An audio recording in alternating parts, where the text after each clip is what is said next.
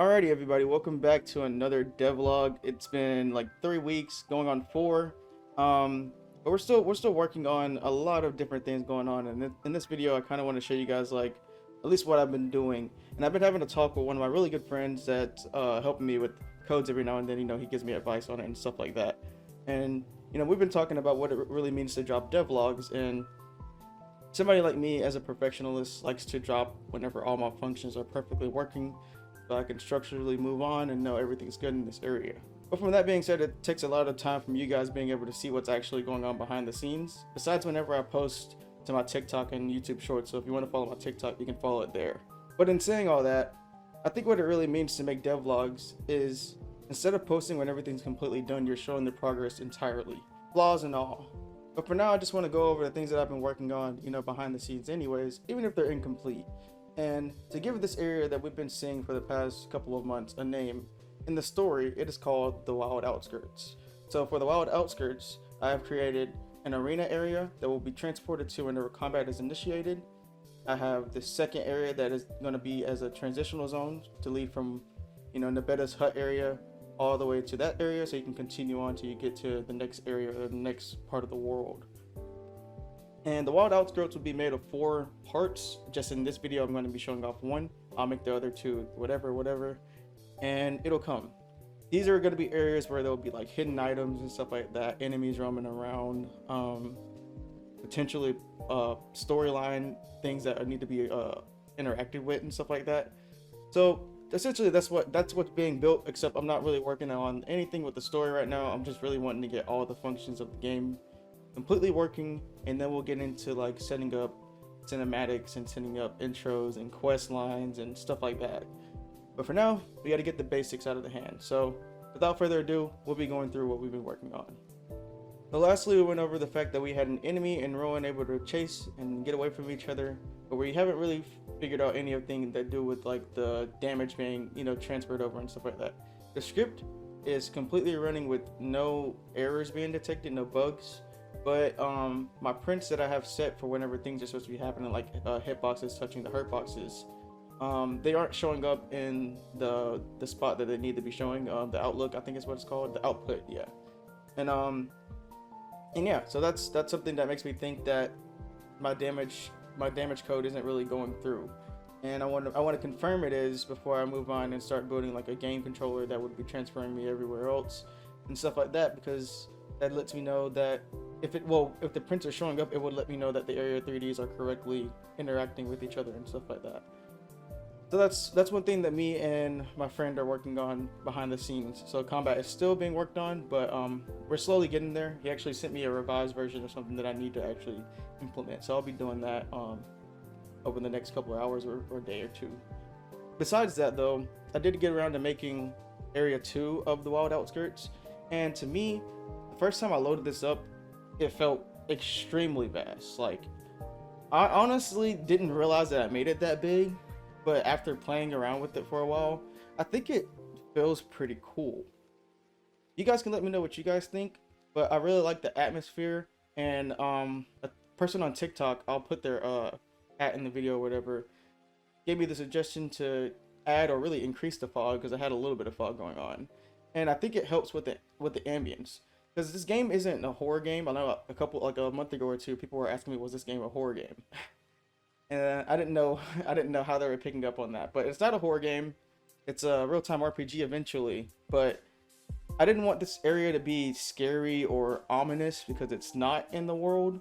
However, I think that I'm looking at it more now in the light of it being like a forest fog or whatever.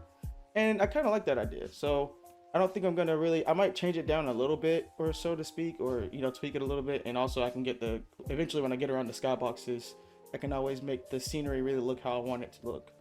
So it's not terrible. I really like how it looks, and you guys can let me know what you guys think in the comments about the fog and the vastness, because like I said, it feels amazing in my opinion to walk around. It feels like it's really part of exploration, and that's what this part of the game is. It's exploration and then old school transition to combat, but instead of it being turn-based, it's real time. And I think having great worlds to explore around that feel big without them being too crazy, and also they're fitting together like pieces, hence why I wanted to do the transition zones from the old-timey days instead of it being all one map. Just feels, I don't know, it feels a lot more magical to me, and it feels like you can immerse yourself a lot better. Moving on, we have the Wild Outskirts arena area. This is going to be where combat takes place every single time, essentially like how they the old RPGs back in the day would have like a transition, and then they would always pop up in like some kind of like arena based thing that was kind of designed around the area that you're actually exploring. And I really like that concept, so I wanted to take that for my own and do it myself. So this is what I had. However, I am going to change this because I was making this as a test to see if I can get the codes running where they would transition back when I thought that my prints were going to run, to let me know that combat was actually, or damage was actually being done in combat. And when they weren't running, I was just like, well, there's no point in me using this arena right now. But in that time when I thought they were going to run, I was just wanting to quickly make an arena, so I kind of made like a rough design. That's why the trees look really stretched at some points and stuff like that. But I don't think the layout technically is terrible. I think my mind was in the right point. I just want to sit down and actually like give it some thought for how I want this arena that you're going to be transitioning to quite a lot if you're running into enemies trying to, you know, farm EXP and stuff like that. Then I want it to at least be pleasing and cool to look at. And I want each part of these different worlds, when I get around to making them, to all have uniquely built arenas, because they'll make the game fun. I would love to hear people talk about different arenas being their favorites and stuff like that, or different worlds being their favorites depending on like the designs and stuff that's around. That would be really cool to me. So yeah, that was the inspiration for this. And like I said, you guys can let me know what you guys think about this too. I'm just showing it off so you know what's all been happening right now and what I've been working on. Lastly, I want to talk about the transitional code.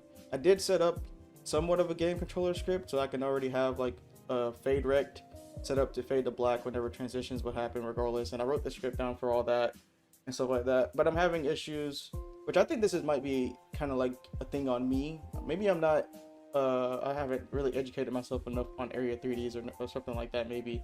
Because it seems like it's a similar issue, because I set up an Area 3D on the main area where Nabetta's hut is, and when I walk in the area for the Area 3D, none of the codes run, and you know, Rowan's still standing there at the end of the first area instead of transitioning to the next one. And I have a spawn point set up and everything on the other area, so I'm not sure if anybody has any maybe a dummied way down to simplify Area 3D. Send me maybe how they're set up.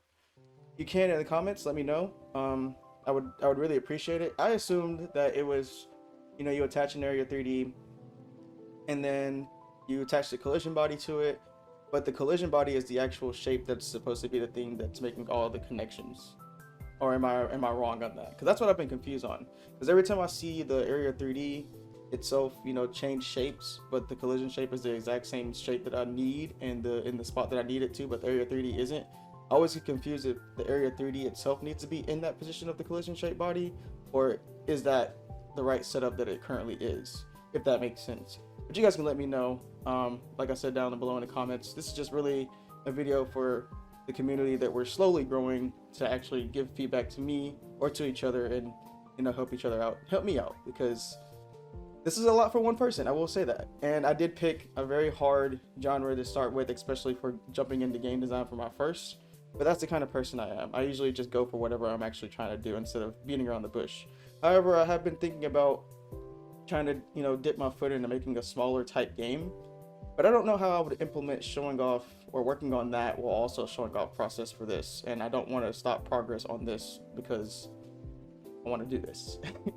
So, I don't know. You guys have any ideas on that too, you guys can let me know. But this is going to be a little bit of a shorter video, just so you guys can stay updated in the community and stuff like that. And I appreciate all the support that's been happening. We've slowly been growing.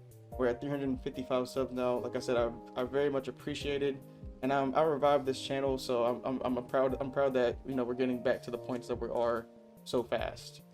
So thank you guys. And I will see you guys in the next video. I'm going to try to be more on top of this, considering now that I'm looking at devlogs in a different light. They don't have to be perfect. Just give the people something to work with. Give them something, show them what you've been doing. You know what I mean? They want to see all of it. They want to see the negatives, they want to see the positives. You don't have to put them all in one video just so they can see the finished product. Because that's a lot of work on you. It's a lot of pressure. Just go with the flow. give the people what they want. Thank you guys so much for watching, and I will see you guys in the next one. Have a good one.